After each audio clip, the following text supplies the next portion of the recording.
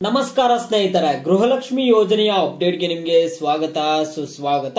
ಸ್ನೇಹಿತರೆ, ಗೃಹಲಕ್ಷ್ಮಿ ಯೋಜನೆಯ ಹಣದ ಕುರಿತು ಇವತ್ತು ಲಕ್ಷ್ಮಿ ಹೆಬ್ಬಾಳ್ಕರ್ ಅವರು ಮಾಧ್ಯಮದವರೊಂದಿಗೆ ಮಾತನಾಡಿ ಒಂದು ಬಿಗ್ ಅಪ್ಡೇಟ್ ಆದ್ರೆ ಕೊಟ್ಟಿದ್ದಾರೆ. ಗೃಹಲಕ್ಷ್ಮಿ ಯೋಜನೆಯ ಹಣದ ಕುರಿತು ಅವ್ರು ಕೊಟ್ಟಿರುವಂತಹ ಅಪ್ಡೇಟ್ ಏನು ಅನ್ನುವಂಥದ್ದನ್ನ ಈ ವಿಡಿಯೋದಲ್ಲಿ ತಿಳಿಸ್ಕೊಡ್ತಿದ್ದೀನಿ. ಎಲ್ಲರೂ ವಿಡಿಯೋ ಕೊನೆವರೆಗೂ ನೋಡಿ.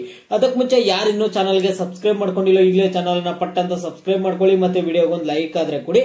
ನೀವು ಕೂಡ ಸಬ್ಸ್ಕ್ರೈಬ್ ಲೈಕ್ ಇಂದ ನಿಮ್ಗೆ ಇದೇ ರೀತಿ ಕಂಟಿನ್ಯೂಸ್ ಅಪ್ಡೇಟ್ಸ್ ಆದ್ರೆ ಸಿಗ್ತಿರುತ್ತೆ. ಈಗಾಗಲೇ ಯಾರು ಸಬ್ಸ್ಕ್ರೈಬ್ ಲೈಕ್ ಮಾಡಿ ವಿಡಿಯೋ ನೋಡ್ತಿದ್ದೀರೋ ಎಲ್ಲರಿಗೂ ನನ್ನ ಒಂದು ಹೃದಯ ಪೂರ್ವಕ ಧನ್ಯವಾದಗಳು.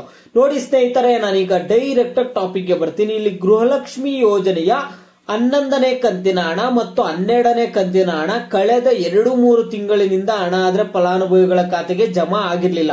ನಿಮ್ಮೆಲ್ಲರಿಗೂ ಗೊತ್ತಿದೆ, ಸಾಕಷ್ಟು ಜನ ವೇಟ್ ಮಾಡ್ತಿದ್ರಿ, ಹಣ ಬಂದಿರ್ಲಿಲ್ಲ. ಇನ್ನು ಕೆಲವರು ಮಾಧ್ಯಮದವ್ರ ಮುಂದಗಡೆ ಹೋಗಿ ಮಾತನಾಡ್ತಿದ್ರು, ಹಣ ಬಂದಿಲ್ಲ, ಸಿದ್ದರಾಮಯ್ಯ ಸರ್ಕಾರ ನಮ್ಗೆ ಮೋಸ ಮಾಡಿದೆ, ಹಣ ಕೊಡ್ತಾರನ್ಬಿಟ್ಟು ಕೊಟ್ಟಿಲ್ಲ ಅಂತ ಮಹಿಳೆಯರು ಹೇಳ್ತಿದ್ರು. ಈಗ ಫೈನಲಿ ಗೃಹಲಕ್ಷ್ಮಿ ಯೋಜನೆಯ ಹಣ ಆದ್ರೆ ಬಿಡುಗಡೆ ಮಾಡಿದ್ದಾರೆ. ಈಗ ಹಣ ಬಿಡುಗಡೆ ಆದಾಗ ಏನಾಗಿದೆ ಅಂದ್ರೆ 1,21,00,000 ಫಲಾನುಭವಿಗಳಲ್ಲಿ ಕೆಲವರಿಗೆ ಹಣ ಆದ್ರೆ ಜಮಾ ಆಗಿದೆ, ಇನ್ನು ಕೆಲವರಿಗೆ ಹಣ ಜಮಾ ಆಗಿಲ್ಲ. ಈಗ ಟೋಟಲ್ ಆಗಿ ನಮ್ಮ ಒಂದು ಕರ್ನಾಟಕದಲ್ಲಿ 1,21,00,000 ಗೃಹಲಕ್ಷ್ಮಿ ಯೋಜನೆಯ ಫಲಾನುಭವಿಗಳಾದ್ರೆ ಇದ್ದಾರೆ ಸ್ನೇಹಿತರೆ. ಈಗ ಅದರಲ್ಲಿ ಒಂದು 70ರಿಂದ 80 ಲಕ್ಷ ಫಲಾನುಭವಿಗಳಿಗೆ ಗೃಹಲಕ್ಷ್ಮಿ ಯೋಜನೆಯ 11ನೇ ಕಂತಿನ ಹಣ ಆದ್ರೆ ಜಮಾ ಆಗಿದೆ, ಉಳಿದವರಿಗೆ ಹಣ ಜಮಾ ಆಗಿಲ್ಲ. ಮತ್ತೆ ಲಕ್ಷ್ಮಿ ಹೆಬ್ಬಾಳ್ಕರ್ ಅವ್ರು ಏನ್ ಹೇಳಿದ್ರು ಅಂದ್ರೆ, ಒಟ್ಟಿಗೆ ನಾವು 4,000 ಹಣ ಆದ್ರೆ ಮಹಿಳೆಯರ ಖಾತೆಗಳಿಗೆ ಜಮಾ ಮಾಡ್ತೀವಿ ಅಂತ ಆದ್ರೆ ಹೇಳಿದ್ರು, ಹಣ ಆದ್ರೆ ಜಮಾ ಮಾಡಿರ್ಲಿಲ್ಲ. ಈಗ ಲಕ್ಷ್ಮಿ ಹೆಬ್ಬಾಳ್ಕರ್ ಅವರು ಇವತ್ತು ಕೊಟ್ಟಿರುವಂತಹ ಒಂದು ಹೊಸ ಅಪ್ಡೇಟ್ ಏನು ಅಂತ ನೀವೆಲ್ಲರೂ ಕೇಳೋದಾದ್ರೆ ಸ್ನೇಹಿತರೆ, ಅವರು ಕೊಡ್ತಿರುವಂತಹ ಹೊಸ ಅಪ್ಡೇಟ್ ಏನಂದ್ರೆ, ಈಗ ಗೃಹಲಕ್ಷ್ಮಿ ಯೋಜನೆಯ 11ನೇ ಕಂತಿನ ಹಣ ಯಾರಿಗೆ ಬಂದಿರಲ್ವೋ ಅಂತ ಅವ್ರಿಗೆ ಗೃಹಲಕ್ಷ್ಮಿ ಯೋಜನೆಯ 11ನೇ ಕಂತಿನ ಹಣ, 12ನೇ ಕಂತಿನ ಹಣ, 13ನೇ ಕಂತಿನ ಹಣ ಒಟ್ಟಿಗೆ 6,000 ಹಣ ಜಮಾ ಮಾಡ್ತೀವಿ ಅಂತ ಒಂದು ಹೇಳಿಕೆ ಆದ್ರೆ ಕೊಡ್ತಿದ್ದಾರೆ ಸ್ನೇಹಿತರೆ. ಖಂಡಿತವಾಗ್ಲೂ ಇದು ನಂಬೋ ತರ ಆದ್ರೆ ಇಲ್ಲ. ಯಾಕಂದ್ರೆ 4,000 ಒಟ್ಟಿಗೆ ಹಣ ಜಮಾ ಮಾಡ್ತೀವಿ ಅಂತ ಹೇಳಿದ್ರು, ಆ ಹಣನೇ ಜಮಾ ಮಾಡ್ಲಿಲ್ಲ. ಈಗ ಯಾವ ರೀತಿಯಾಗಿ ಅವರು ಒಟ್ಟಿಗೆ ಹಣ ಜಮಾ ಮಾಡ್ಬಿಡ್ತಾರೆ ಅಂತ ಮಹಿಳೆಯರದು ಪ್ರಶ್ನೆ ಆದ್ರೆ ಆಗಿದೆ. ಇಲ್ಲಿ ಮಹಿಳೆಯರು ಕೇಳ್ತಿರುವಂತಹ ಒಂದು ಪ್ರಶ್ನೆ ಇದು. ನೋಡಿ ಸ್ನೇಹಿತರೆ, ಇಲ್ಲಿ ಗೃಹಲಕ್ಷ್ಮಿ ಯೋಜನೆ 11ನೇ ಕಂತಿನ ಹಣ ಈಗಾಗಲೇ ಯಾರು ಬಂದಿದೆಯೋ ಅವ್ರಿಗೆ ಇನ್ನ ಗೃಹಲಕ್ಷ್ಮಿ ಯೋಜನೆ 12ನೇ ಕಂತಿನ ಹಣಕ್ಕಾಗಿ ವೇಟ್ ಮಾಡ್ತಿದ್ದೀರಾ.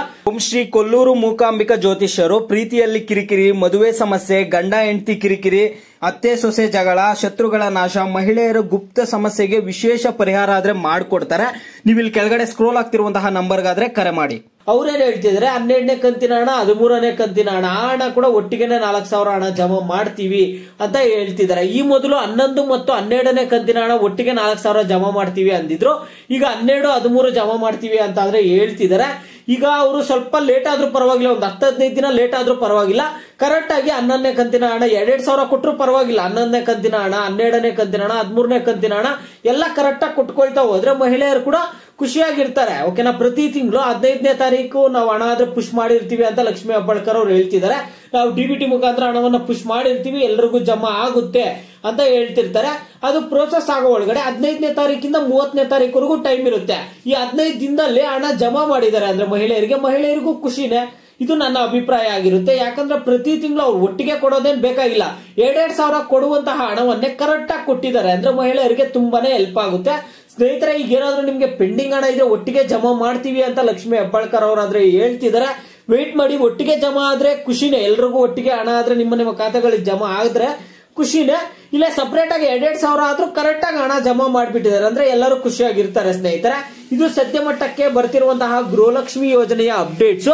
ನಿಮಗೆ ಬೇರೆ ಏನೇ ಡೌಟ್ಸ್ ಇಲ್ಲಿ ವಿಡಿಯೋಗೆ ಲೈಕ್ ಮಾಡ್ಬಿಟ್ಟು ಕಾಮೆಂಟ್ ಮುಖಾಂತರ ತಿಳಿಸಿ. ಯಾವ ಟಾಪಿಕ್ಸ್ ಬಗ್ಗೆ ಹೆಚ್ಚಿಗೆ ಕಾಮೆಂಟ್ಸ್ ಇರುತ್ತೋ ಅದ್ರ ಬಗ್ಗೆ ನೆಕ್ಸ್ಟ್ ವಿಡಿಯೋ ಆದ್ರೆ ಬರುತ್ತೆ.